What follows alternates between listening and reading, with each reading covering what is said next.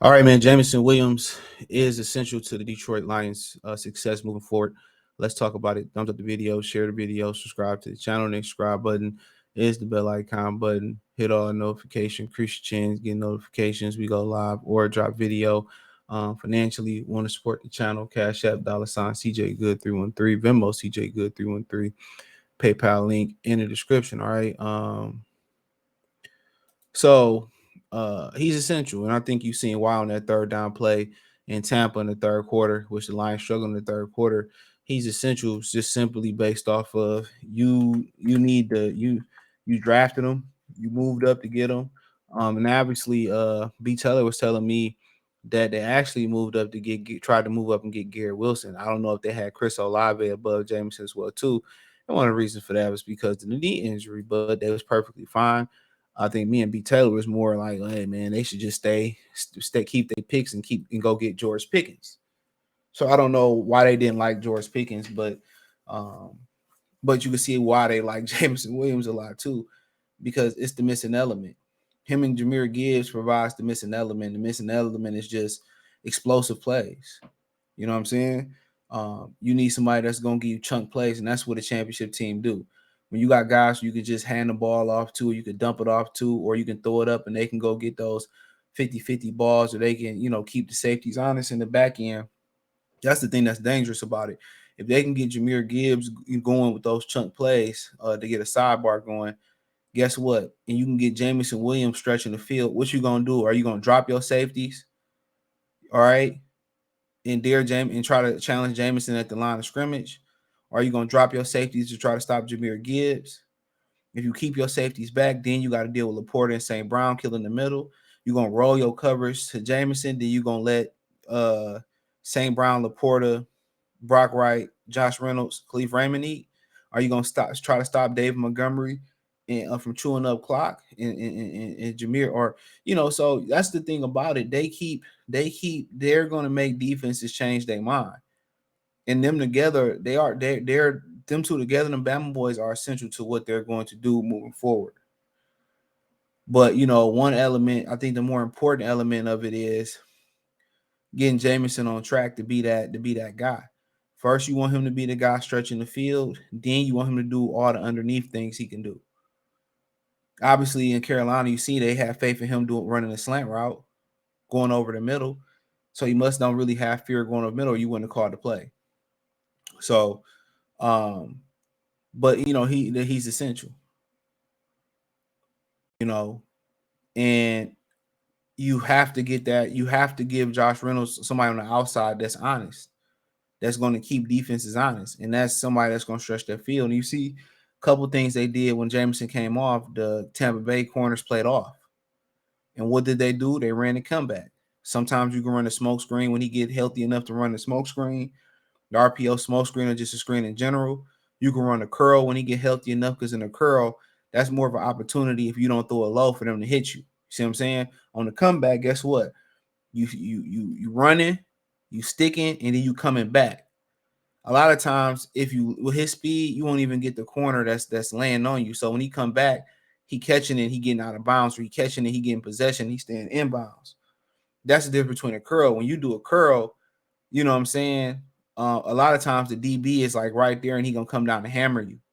On the comeback, the sideline protects you. You know what I'm saying? So you catch that comeback, you get your feet. Usually you just going down in bounds. You rarely see somebody catch a comeback and then they make a move and go to the house or they get extra yards. It's not a yak. It's not a yak play. So their remedy was they was gonna play JMO off. They was gonna throw the comeback. But the thing about the comeback is it's I think it's one of the more timing routes. It's a huge timing route. So if Jared Goff go 1, 2, 3, 4, 5, or 5 and a hit, whatever it is, that ball got to be. It's the ultimate trust route. Even though you got that outside per boundary protecting you from a pick six, it's still it's epic. I mean, then also you say what else they can ride. I'm gonna say this in the post game reaction. You also go do an out route. But the thing about the out route is that's more easy to jump. I think it's more trust in the out route than it is to come back.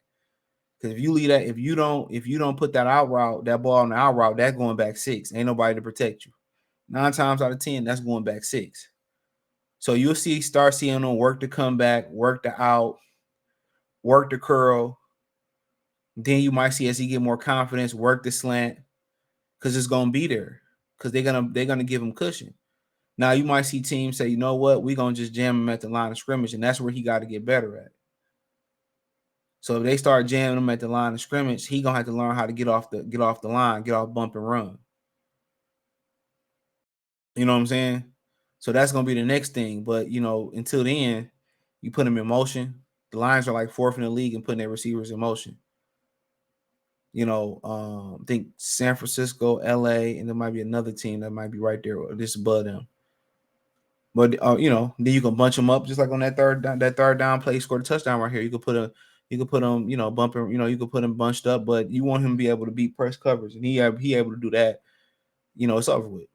But he's essential because he's going to be he's going to make the offense that much more complex and that much more difficult to deal with, especially when he starts getting his confidence back. And if it's, you're going to start seeing, you see comebacks, you see 9 routes, you're going to start seeing curls, you're going to start seeing outs, then you're going to start seeing screens, you're going to start seeing slants, then you're going to start seeing post corners, then you're going to start seeing corners from the slot, then you're going to start seeing cine posts, digs, ends. You're going to start seeing all that type of stuff. So, but he's essential because him and Reynolds are the ones that's going to keep the safeties back. And if the safeties don't play, if they don't play high, then they're the ones that's going to make them pay. If they challenge the line of scrimmage and they try to stop the run, then it's up to him and Josh Reynolds to beat that press man, to beat that man coverage and catch those deep balls. Pause. So yeah, he changes everything. Bringing another receiver that can do that, especially just to give you that cushion behind him, changes everything. It changes everything. So I think people have been tough on him. You hear immaturity, you see the drops and all that, but if they can get him on the road, the sky is the limit.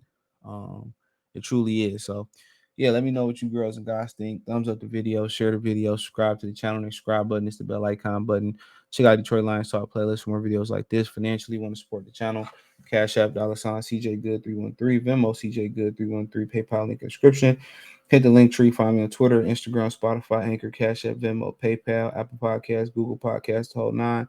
You can check out my new channel right there, Free Game 89, FR33 Game 89. My main channel, Goodfella TV, is also in the link tree. Appreciate y'all. Peace.